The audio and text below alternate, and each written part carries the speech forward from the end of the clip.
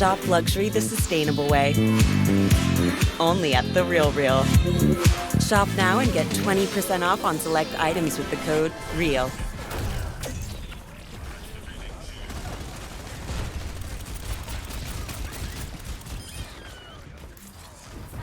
Daddy's just gonna look for a promo code. Let's see. Yeah.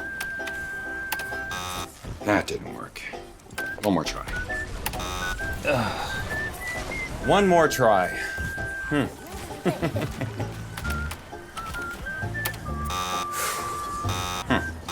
on. One more try. Dad, just use Honey. Honey finds, tests, and applies the best promo codes for you automatically, so you stop wasting time. I'm taking the car. Buckle up.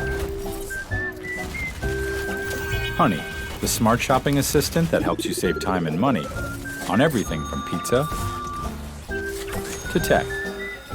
Add Honey for free with just 2 clicks. It's that easy. Download it for free today.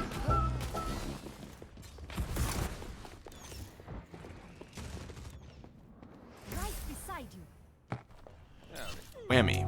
He went on to have a checkered career in his 14 seasons with Dallas, putting up elite numbers year after year, but constantly coming up short in the biggest moments, often throwing inopportune picks or failing to deliver when the lights were brightest. His 34,183 total yards rank 32nd all-time as of right now, but his only 2 playoff wins through 14 years remain as the biggest knock against him. He continuously failed to live up to the hype on a team that became renowned for its Super Bowl glory with the previous long-term quarterbacks that lined up under center. And when you look back at Romo's legacy, a lot of the polarizing views on him stem from the fact that he stood in the shadow of all those championship trophies that came before.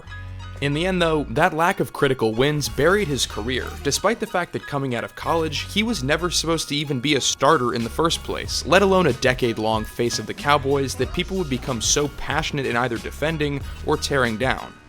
Despite the contentious debate that followed his retirement in 2017, there's one thing that really isn't in question. Once he left the league, it became clear that this man was seriously made to commentate football.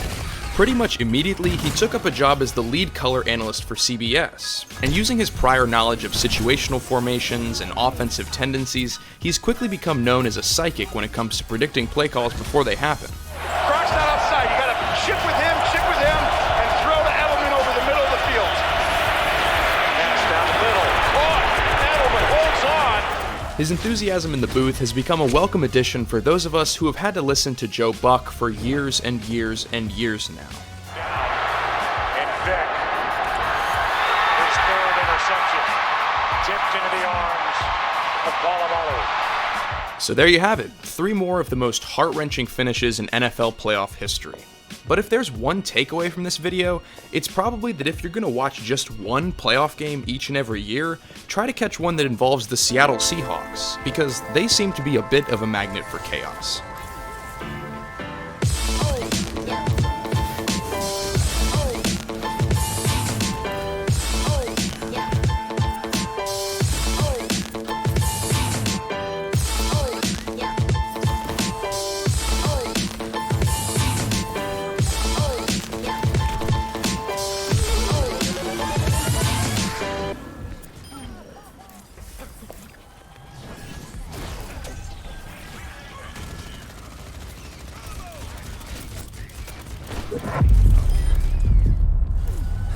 This is not another treadmill. It's a tap, a push, a climb, a lunge. It's cardio and strength, live in your home. And you can run on it too. This is the Peloton Tread, and it's not what you think.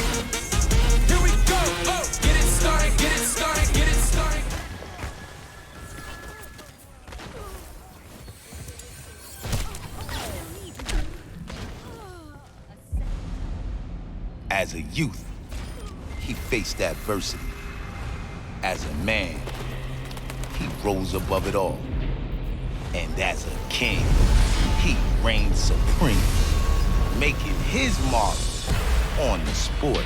Unbelievable knockout artist Tank Davis.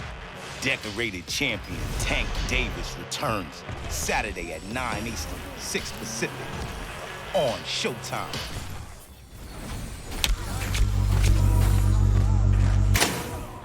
The entirety of an NFL season is a long and grueling journey for everyone involved, from the players to the coaches to the entire staff that's required day in and day out to keep the organization moving. And it's all for one goal: to be the best team on earth and ultimately to bring home the Lombardi Trophy. That finality that comes at the close of each season is part of what makes all of sports so engaging and intense to follow. All the hours and weeks and months all lead down a tunnel to that last championship game or series. As a result, there's nothing worse than having one botched play decide your team's fate, and some of the most heart-wrenching losses over the years have come in the games where it's win or go home, because messing up instantly ends the year-long journey to get to the Super Bowl. I wish I could say that I feel the pain of fans that have endured these kinds of losses, but my team hasn't made the playoffs since I was learning my times tables. Anyways, I digress. As a bit of a different topic today, I'd like to take a look back at two of the most shocking playoff finishes in recent memory, and where the players responsible for them are now.